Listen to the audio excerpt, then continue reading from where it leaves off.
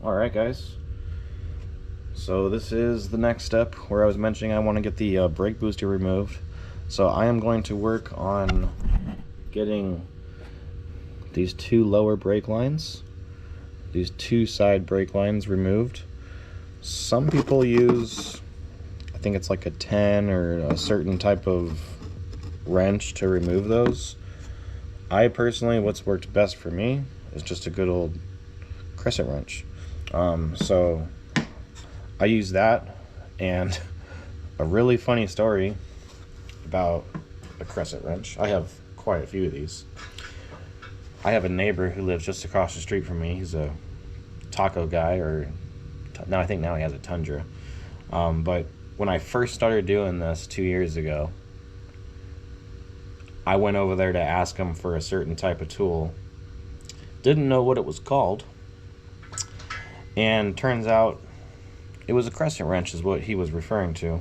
And I just had no idea what the thing was called. So I've learned a lot over the last 2 years, including what this particular tool is called.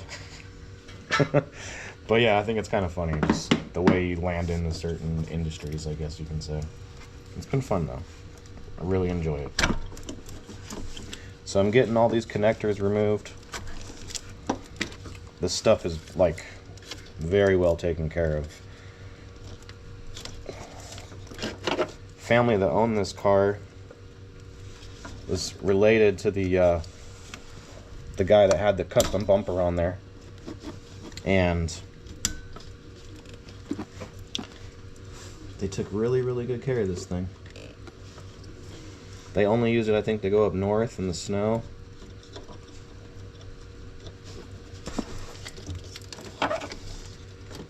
But there's no rust on the actual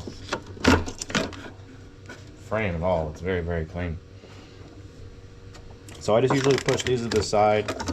There are little clips that I can get to right underneath here. So there's a little clip here, here, here.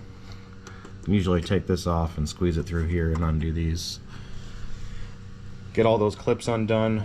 And that just kind of allows me to push everything in. And I try to save these harnesses as complete, but you know, if you guys are like, hey, I just want this one pigtail, I'll cut it. I will. I don't sell harnesses fast enough to be able to store them, and so I just start cutting them. And if you guys want a whole harness, let me know. We'll work out a deal. Shoot me a message. They go fast. It just depends on how well the harness is and I can get it out. If it's all really nice, I might keep it. Some of them get pretty nasty and people do different things to them.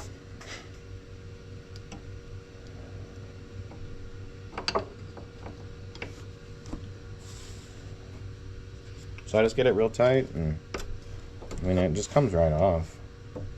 This thing's, you know, very well. No rust. I'm sure people in the East Coast are super jealous. Sorry guys.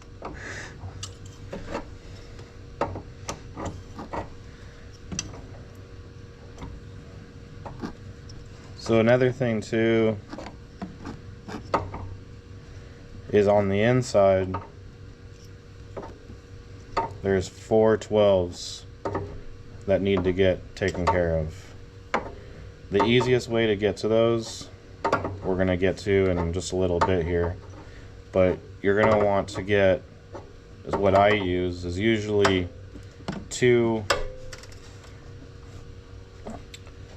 like 6-inch extensions with a wobbly. I usually use a 3/8, and that usually does it for me. There's a couple other areas that need to be obviously removed in order to get all the way to some of those, and typically those are going to be the inner fuse box panel is what I like to remove. Now keep in mind my destruction method is a little bit different than someone who's going to be doing their car here. So take some of this a little bit at a time and you might do things a little bit differently. This is just what I've found that works for me.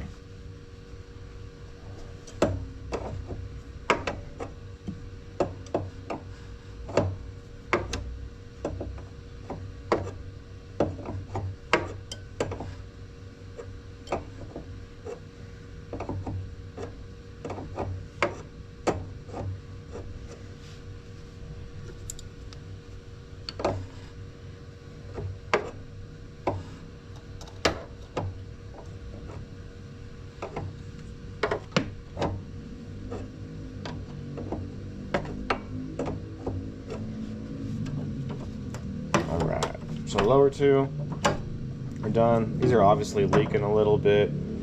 I bend them a little bit just to get them out of the way. I got a neighbor over here.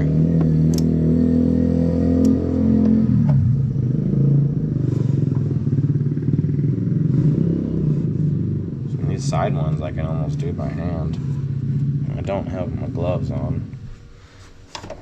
Because sometimes I don't like wearing gloves. Usually I do when it's cold out, which it has been cold out this morning.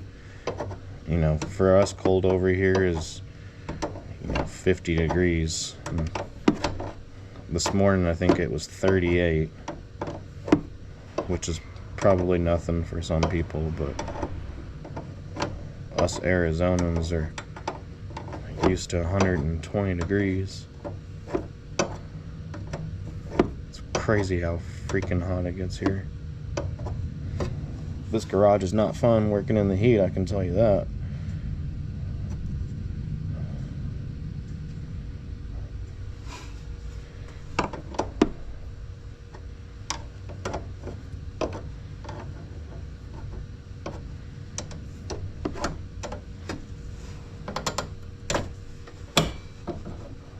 There's another one.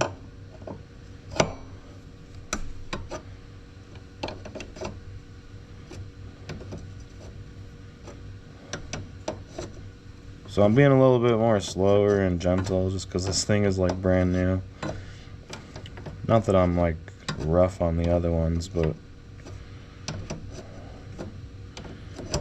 I just want to make sure that I don't strip anything or, I don't want to break anything. It's a gentle unit. Alright. Push those off and bend them to the side. So now everything that needs to be disconnected from this side is disconnected. So on the inside, I do already have